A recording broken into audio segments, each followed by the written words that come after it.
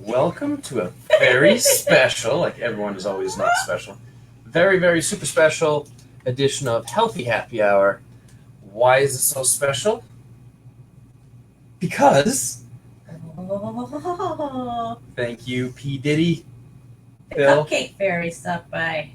These are supposedly ketogenic. Supposedly they're not Duncan Hines. Supposedly they're not Pillsbury or Aunt Jemima. They smell amazing. So I think we should eat them. I concur. Exactly. So, Cheers. cheers to you too. All right. Let's give this.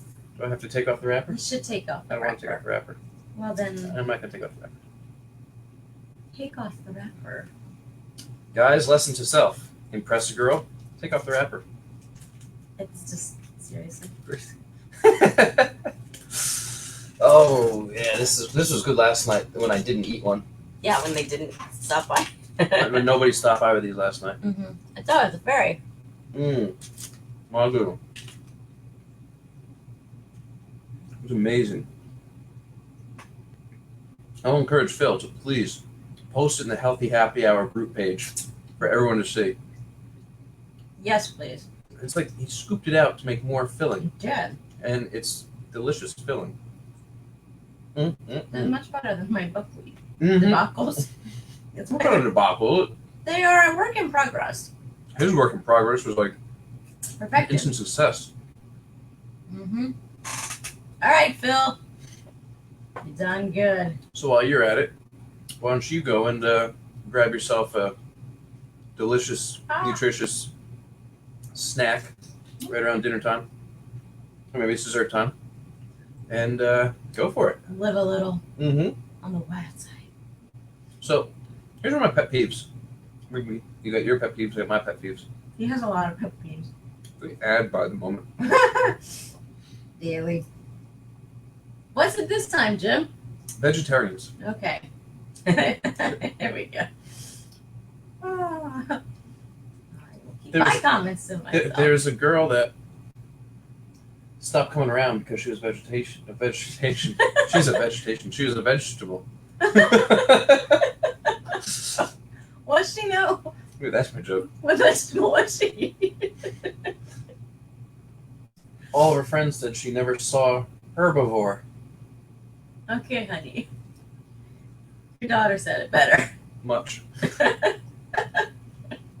Let's move on to the topic of the evening. Let's learn how to live with lupus. Whew, A okay. debilitating autoimmune dysfunction that kills people far too young. And we totally understand health-related challenges are very difficult to talk about, but we at Functionised, even while being pleasured by dopamine and Bill's cupcakes, we're here to help. So let's begin a little bit. I don't want this to be a class, but more of an understanding about lupus. You may know that someone's been affected by it, or you may start to recognize some of these symptoms in somebody that's trying to keep it on DL, keep it on the wraps. Mm-hmm. Autoimmune diseases cause the entire immune system to attack healthy cells by mistake. They can't recognize unhealthy cells. They just see cells. So unhealthy, healthy, it damages the entire body, causing chronic inflammation. And the number one cause of disease? Inflammation. Inflammation. That's going to be in the Keto Project movie too. Disease, inflammation. There's really no known cure for lupus. Also no known cause. 9 out of 10 people with lupus typically are women. And additionally, 1 in 3 lupus patients actually suffer from multiple autoimmune diseases. Lupus most commonly affects your skin, joints, internal organs like kidneys, heart. There's many challenges associated with the disease. Symptoms can be unclear, come and go, and can change as well as mimic many other illnesses. And while lupus is a widespread disease, awareness of the disease lags behind many other illnesses. There's 4 different forms of lupus. Systemic, SLE, it's the most common, accounting for approximately about 70% of all cases of lupus. In about half the cases, a major organ or tissue in the body, such as the heart, lungs, kidneys, or brain, is going to be affected. There's cutaneous lupus. It affects only the skin. It accounts for approximately 10% of all lupus cases. The ever-dreaded drug-induced lupus, another 10% of all lupus cases, and is caused by high doses of certain medications. The symptoms of drug-induced lupus are similar to systemic lupus, or SLE. However, symptoms usually subside when medications are discontinued. Fascinating, right? Right. And there's neonatal lupus, which is a rare condition in which the mother's antibodies affect the fetus. At birth, the baby may have a little skin rash. Nobody thinks twice about that. Liver problems, a little jaundiced, a little UV light, again, or low blood cell counts. But these symptoms typically disappear completely after 6 months with no lasting effects, thank goodness. If you're living with lupus, here are some stats you can relate to. 65% of people with lupus say chronic pain is the most difficult part of having lupus. 76% of lupus patients say fatigue caused by lupus has forced them to cut back on social activities. 9% of people with lupus say they can no longer work full-time due to lupus complications. Patients often report lifestyle changes, emotional problems associated with lupus as the most difficult parts of coping with lupus. Living with lupus is all about managing symptoms. And to do this, it's important to identify your lupus flares, aka the times your symptoms get worse. These flares can come and go. Triggers of lupus. It can include overwork and not enough rest. How common is that in everybody? Just about. Stress, being out in the sun or having close exposure to fluorescent or halogen light. So pretty much a overworked, overstressed person that spends the weekends at the beach. Infection, injury, stopping your lupus medications. If something's working, you continue it. You think you don't need it anymore because, well, symptoms have disappeared. That's because you're taking it. Not just in lupus, but also in a myriad, I can say that word now, a myriad of other conditions. Often, most of the time, it's the antidepressants that people get off of. Right, on their own. Before a flare, your symptoms might get worse, or you might get new signs and symptoms such as feeling more tired, pain, rash, fever, stomachache, severe headache, dizziness. One of the most important first steps for managing your symptoms is to follow your treatment plan closely and keep your healthcare providers up to date with how you're feeling. Open communication with your doctor is key. Only you can feel what's going on in your body. So let your doctor know immediately if you think you're not tolerating treatments. Journals are a great way to keep track of, your daily feelings, energy levels, things like that, what you may have eaten that could have caused a specific. You're not eating. You're No, you're not doing this. I don't devour my food. I like to savor my food. Thank you. After 3 Engrass finished beef sticks today, which is all I ate, those things are looking like the rest of the cow. Oh, you had the pumpkin seeds. Oh yeah, thank you. Those are good. I'm overfed then. Yes. Overfed and under. Yes, that's fine. We'll eat later. Anyway, according to research, patients who see their rheumatologist regularly have better health outcomes. So, see your doctor. Many effects of lupus can be silent, such as the onset of kidney disease. And this is why it's crucial to keep up with routine checkups and doctor visits, even if you're feeling well. Learn about your condition. It's better for you to become the expert than have the expert tell you little bits and pieces. That way you can put everything together and live a more productive life. The more you know, the more you'll be in control. It's also important to know as much as you can about what triggers a flare-up for you. If you find alcohol triggers it, cut it. If you find sunlight triggers it, cover yourself more. If you find halogen lamps trigger it, replace those with some other type of lighting. There's always ways to... Solutions. Thank you. Take note of what you're doing. As Shantae wonderfully said, keep a journal. It's going to help you understand and see the patterns. Get the right amount of exercise. Your mental health, bone health, and cardiovascular health are all benefits of exercise. Exercise also helps with weight control. The type of activity is as important as getting that daily exercise. If you're of childbearing age, do plan for pregnancy. It can happen. This is especially important if you're taking medication to manage your lupus. When you're planning to conceive, work with your doctor. It's key for a healthy pregnancy. You'll be ready. It's important to create a schedule that allows plenty of time for rest. Under rest, flare-ups. This means 7.6 hours, That is the average. 7 to 8 hours of restful sleep each night, and take time to take breaks throughout the day. The goal for you is to avoid becoming overtired. Do some meditation, yoga, reading a good book, practice activities regularly that help you reduce stress. Nothing zaps your energy faster than stress and negativity, right? Correct. Whether you have lupus or not, those are negatives for everyone. Absolutely. Surround yourself with positive people and participate in activities you enjoy regularly. Like the Fit Lab. Fit Lab. Protect yourself from the sun year-round. UV radiation can cause flares or skin rashes. Rashes? And some medications increase your sensitivity to UV. If you're going to use sunscreen, use some type of mineral-based sunscreen. Typically, the sunscreen that you are wearing most likely has been shown now to be the leading causes of cancer more than the sun, and it also blocks the good vitamin D. Mm-hmm. So I would recommend greatly cover your skin with a long white shirt, long pants, hat. Exactly.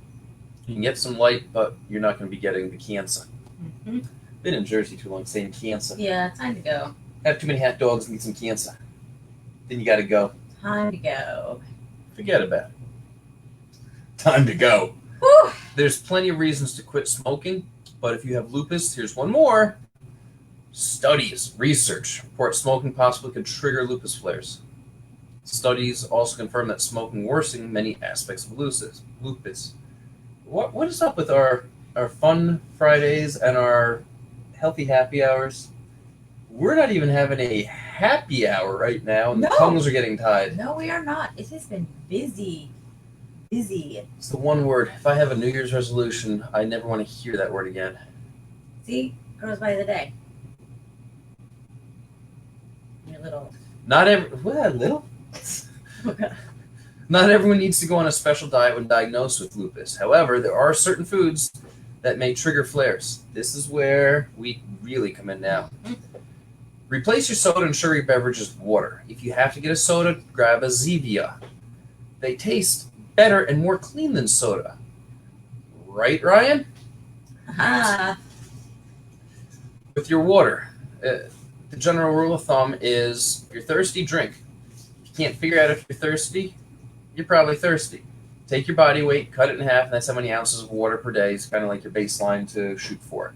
So if you're 100 pounds, 50 ounces of water. If you're a 200-pound guy like myself, 100 ounces of water. There you go. You can make water more exciting by flavoring it with some fresh fruits and herbs. Water can be sexy. Yeah, it can. Smother it all over. Pretty good. Herbs, a little bit of lavender, a little rosemary, cucumber lemon. Making tea with it, an herbal tea, is great with it. Put it in the fridge. Yep. Much better. Also, do not put exogenous ketones in your water unless you're doing something you need. It's going to taste awful and make you not want to drink water. I was joking around the other day with the 160-gram dose that I took. Just insane. I said that if the human race survived on this as their liquid, we would have died out a long time ago. To exist. Have a lot of fish. It's a great protein source. It's high in omega-3 fatty acids. Enjoy the end grass-finished red meat. Also high in omega-3 fatty acids. Ixnay the chicken, because most of the chicken is going to be very high in arachidonic acid, omega-6s. Yep. Vegetarian fed does not equal good. Nix the vegetarian fed all day long. Get rid of the vegetarian fed. Get rid of farm raised.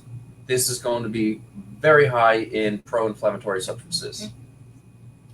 You're going to avoid your refined carbs. This includes bread, pasta, rice, snacks. Instead, opt for quinoa or even quinoa. Quinoa? Quinoa. Couscous? Maybe. You have a sensitivity to one of those other ones? It's still the wheat. Go with your colorful potatoes. Go with your greens. I mean, this is basic 101s.